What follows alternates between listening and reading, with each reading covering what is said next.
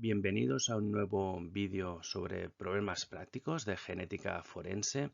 En este vídeo vamos a analizar o vamos a ver los métodos de validación de marcadores STR a través del análisis, a través de observar, a través de aplicar lo que son los umbrales, ya los veremos, los umbrales analíticos y estocástico. Como hemos comentado, vamos a realizar un ejercicio de validación de marcadores STR autosómicos que apareció en las pruebas selectivas para el ingreso en el Cuerpo Especial de Facultativos del Instituto Nacional de Toxicología y Ciencias Forenses del Gobierno de España en enero del 2025. En todo caso, tenéis el enlace en la descripción del vídeo, aquí debajo en la misma diapositiva, por si queréis acceder directamente a las pruebas. En este caso específico se nos plantea la situación en la que, en el laboratorio, después de la validación de un kit de amplificación de marcadores STR autosómicos, es el propio laboratorio quien establece el umbral estocástico a los 150 RFUs. En función de lo establecido, se nos indica que interpretemos el gráfico que veis a continuación, donde para el marcador STR-TH01 se observa un pico con un valor de 176 RFUs. En función de lo que nosotros vemos, tenemos que determinar cuál de las respuestas es la correcta. La respuesta A, el genotipo para el marcador TH01 no es posible definirlo porque puede haber pérdida alélica. La respuesta B, el genotipo para el marcador TH01 es 8. La respuesta C, se aprecia un problema en la electroforesis capilar y no se puede definir el resultado con certeza. O finalmente la respuesta D, que se trata de una mezcla de perfiles, es decir, un perfil mezcla. Antes de nada, tenemos que familiarizarnos con la imagen en sí y cómo poderla interpretar. Podemos identificar hasta 4 conceptos, dos de los cuales merecerán una explicación más detallada antes de seguir con la interpretación y resolución del ejercicio. En primer término, tenemos el propio marcador autosómico STR-TH01.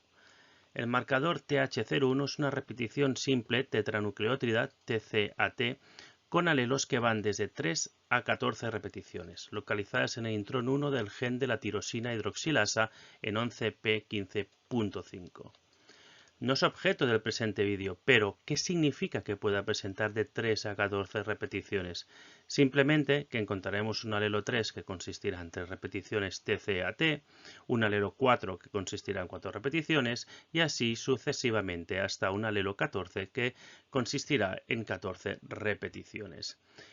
En todo caso, el marcador TH01 es un marcador típicamente con dos alelos, los cuales pueden presentarse en homocigosis o heterocigosis. Sin embargo, en algunos casos se ha observado un patrón de tipo trialélico. De los dos conceptos más importantes que tenemos que tener presentes, destacamos por un lado el umbral analítico y después veremos el umbral estocástico. El umbral analítico o analytical threshold en inglés es un criterio para poder descartar todo ruido de fondo de lo que verdaderamente es o representa un alelo real. Butler, en su libro Fundamentals on DNA Typing, define el umbral analítico como ese umbral por debajo del cual el pico no se puede ser considerado como fiable. Solo los picos por encima de ese umbral analítico pueden ser considerados como señal analítica y, por tanto, registrados por el software de análisis de datos. Por otro lado, el Scientific Working Group on DNA Analysis Methods, un panel de científicos forenses bajo las directrices del FBI, remarcan que el umbral analítico define el requerimiento de altura mínima en el cual y por encima del cual los picos detectados pueden ser distinguidos fehacientemente del ruido de fondo. ¿Y qué implica ello en nuestro caso? Básicamente que la asignación del alelo 8 al pico con una altura de 176 RFU designa un pico real, ya que está por encima del umbral analítico, aunque nosotros desconozcamos su valor exacto, el valor de este umbral, pero lo que vemos podría estar sobre los 50 RFUs, que por otro lado es un valor bastante estándar. Pero el hecho de que se encuentre por encima ya nos permite intuir que se trata de un alelo real y que no se trataría de ruido de fondo propio de la máquina o del mismo procedimiento.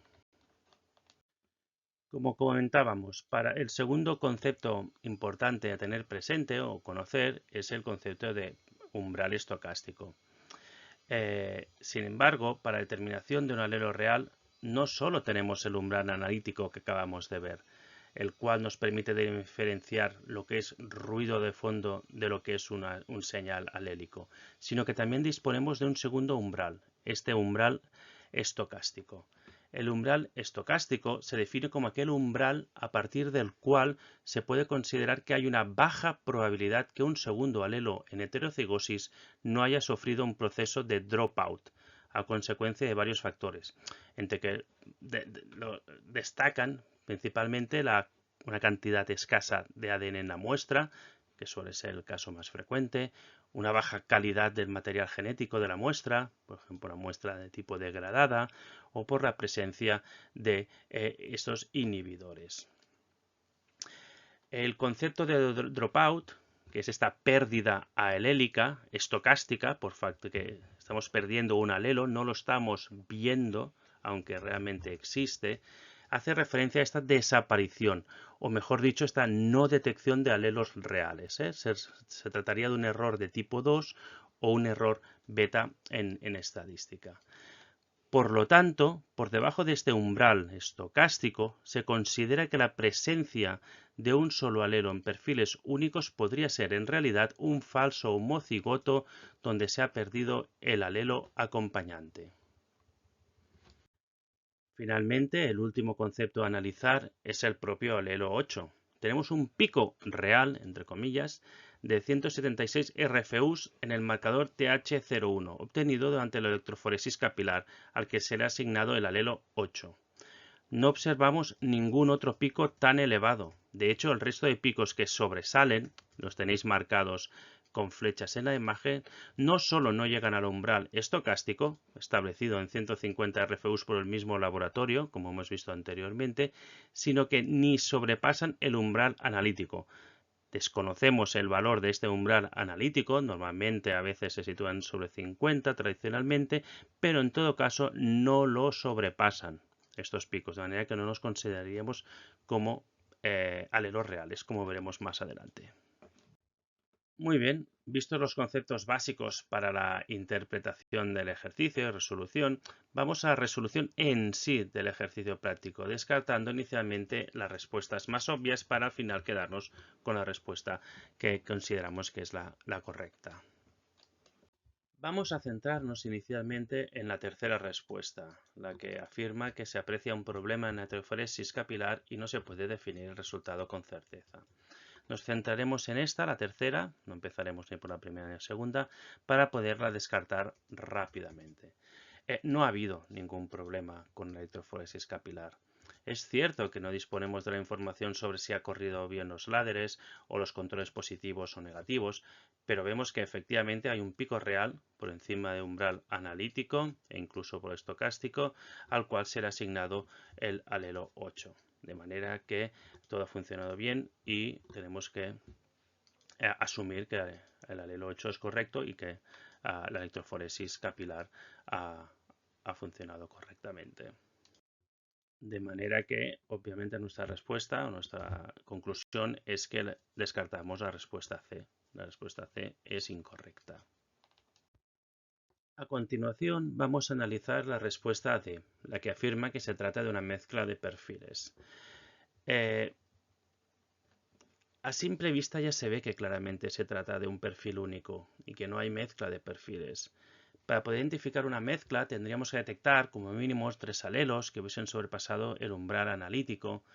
En todo caso, sin embargo, tendríamos que ver el caso en particular y analizarlo, pero aquí no lo tenemos, solo tenemos este marcador, no tenemos todo el perfil con todos los marcadores, con lo cual no nos complicaremos más la vida, obviamente, y descartaremos directamente la presencia de un perfil mezcla, porque no hay nada que nos indique o que nos sugiera que hay una mezcla aquí de perfiles. De manera que nada, sin más dilación, descartamos la respuesta D y vamos a analizar las siguientes dos. En esta fase final de resolución del ejercicio nos quedamos con dos posibles respuestas y tenemos que decidir si es un perfil válido, es decir, que el genotipo para TH01 sería 8,8, es decir, 8 en homocigosis, o, por el contrario, hay un posible dropout y este marcador no lo podemos dar por bueno y se nos cae de nuestro perfil genético. Tenemos que decidir entre la respuesta A o la respuesta B. Vamos a analizar inicialmente la respuesta A, la que afirma que el genotipo para el marcador TH01 no es posible definirlo, pues puede haber una pérdida alélica. Se nos indica que hay una pérdida alélica, es decir, un posible proceso de dropout, sugiriendo que el genotipo para el marcador TH01 sería por un lado 8 y por otro un segundo alelo que desconocemos. Vamos a ver. En primer término, el pico de 176 RFUs se encuentra por encima del límite u umbral estocástico, que se había establecido en 150 RFUs, por lo cual, automática e independientemente del valor del umbral estocástico, que dicho de paso es relativamente bajo, tenemos que asumir que no hay procesos de dropout. Además, si nos fijamos en la imagen, no se observa ningún otro pico que esté comprometido entre el umbral analítico y el umbral estocástico. Todos los picos están por debajo del umbral analítico de manera que corresponden al ruido de fondo. Por lo tanto, y consecuentemente, después de hacer todo este razonamiento que nos ha llevado a la respuesta C de la A y después a la B, la respuesta correcta es la B. El genotipo para el marcador TH01 es 8 en homocigosis, es decir, 8, 8.